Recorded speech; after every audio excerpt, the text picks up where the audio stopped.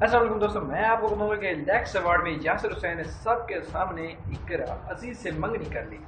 کیسے؟ How much کیسے possible? Pakistani اداکارہ یاسر حسین اور اداکارہ اقرا عزیز کے درمیان تعلقات کی خبریں طویل عرصے سے سامنے آ رہی ہیں، تاہم اب آخر کار ان دونوں اداکاروں نے اپنے رشتے کا اعلان سب کے سامنے کر دیا۔ گزشتہ ایک سال سے ان دونوں اداکاروں کی سوشل میڈیا اکاؤنٹس کو دیکھ کر بتاؤں تو یہ محسوس ہو رہا تھا کہ ان دونوں نے منگنی کر لی ہے، تاہم یاسر اور اقرا اس حوالے سے خاموش رہے، جبکہ خود کو ہمیشہ ایک دوسرے کا اچھا دوست ہی کہا۔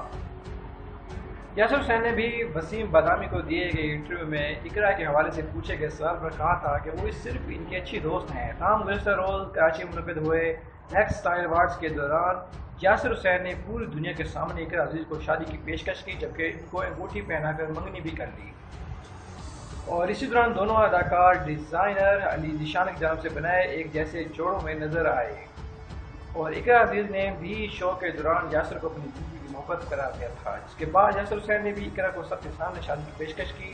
اب تک اس دوران اداکار بہت زیادہ نروس نظر آئے، اور یاسر حسین کا اس موقع پر کہنا تھا کہ اقرا نے جب آج 2 ایوارڈز جیتے تو میں نے سوچا کہ یہی موقع ہے تیسرا ایوارڈ بھی جیتنے کا، جس کے بعد وہ اپنے گھٹنوں پر بیٹھ گئے۔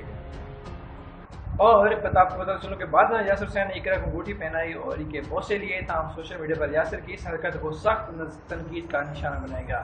ان کا کہنا تھا کہ یاسر حسین کو ایوارڈ شو میں بالی ووڈ اداکار عمران ہاشمی کی طرح بننے کی ضرورت نہیں تھی۔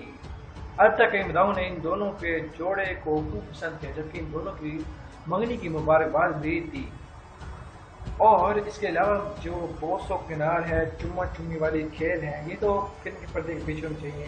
تہذیب اور ثقافت اور کلچر کے تو خلاف ہیں بلکہ ہیں، لیکن کیا کہہ سکتے ہیں، کچھ نہیں کہا جا سکتا،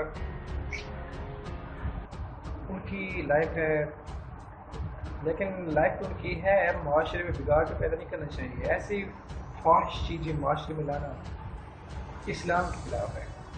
تو دوستو، یہ کچھ نیوز، مزید نیوز اور اپڈیٹس کے لیے لکھتے Urdu news TV. Thanks for watching. اللہ حافظ۔